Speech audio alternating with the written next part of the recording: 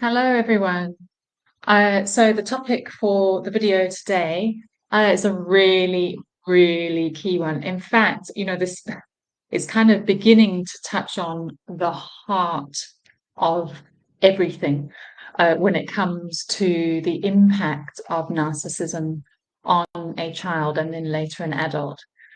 So the question is, why do I get so angry when he or my partner doesn't message me or call me back immediately? So, for example, there you are, it's the start of your day and your partner's either maybe long distance or he's out at work, perhaps, and you think of him and you begin to feel the warmth of your affection for him, the warmth of your love. And so you decide to send a message, just a random one, something like, love you, darling, uh, followed by a couple of love hearts that you take a bit of time to select, and maybe just one final hug emoji just to really let him know how much you love him. And so you press send.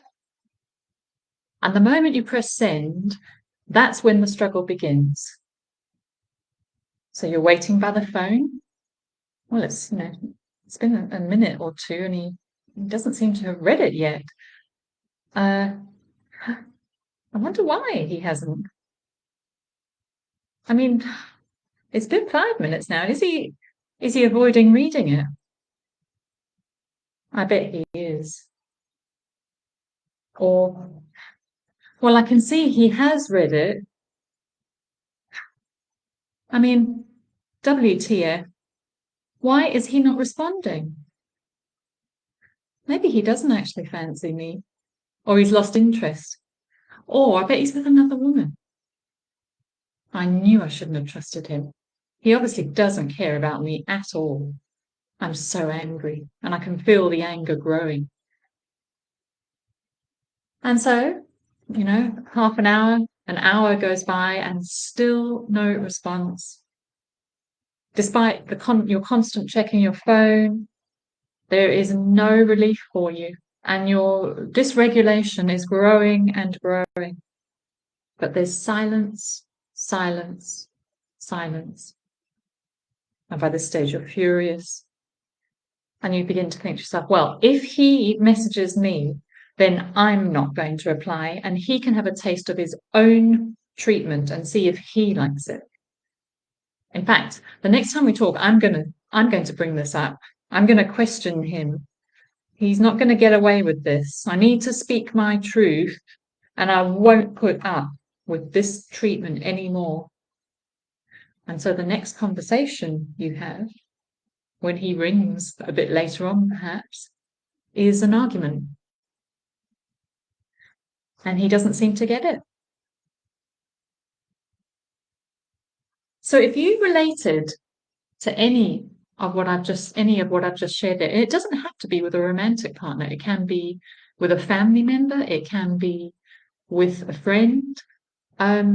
This type of response in relationship patterns is a window into your childhood. If you experience these feelings, reactions, and thoughts, I can almost guarantee you that you had a narcissistic parent. Now, why do I say this? It's a telltale sign because it's what we call the trauma bond. And the trauma bond is playing out in your relationships. You see, your mother or your primary caregiver was on off. 1 minute she was on, she was smothering you with kisses and lavishing you with love and, just, cuddling you, exchanging love. But the next minute, she was off. Suddenly, she wasn't present. She wasn't present sometimes physically, but sometimes also in terms of her actual emotional, psychological presence. She might have been there with you, but looking off into the distance, as if you're not there almost. So there was no response. You, as a little infant, you're looking to get that response from mama. That response that lets you know that she's there and she sees you and she loves you, and you're reaching out with love to her is reciprocated with her reaching out with love to you.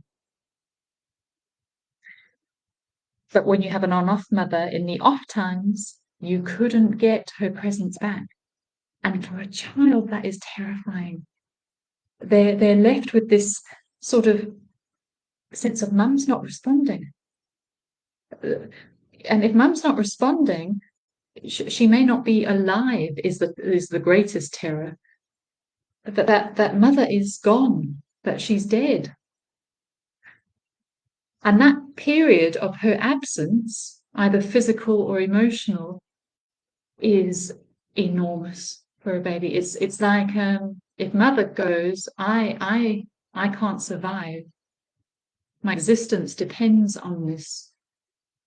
And so that period of absence of mother, when she does return, is an enormous relief. It's an enormous relief from that terror of being alone and not responded to, not wanted almost.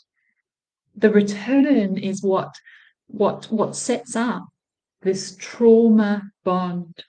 You see, it becomes part of our programming subconsciously, ultimately.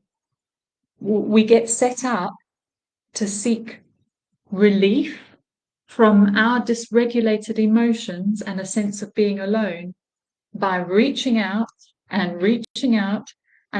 trying to get the response from the one that we love, because it's the response we crave. Once they give the response, that is the relief, the emotional regulation comes back.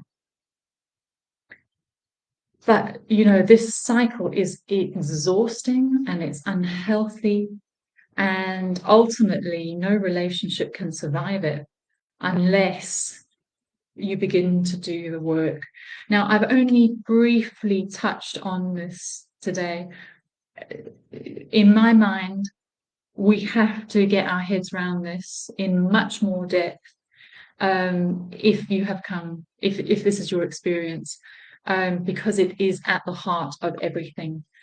How do we begin to arrest this? Well, number one is being aware that this is what you're seeking to emotionally regulate yourself. It's not actually your partner you're seeking, but it's their response, because that's what you need in order to regulate. You're outsourcing your emotional regulation by reaching out in order to get a response.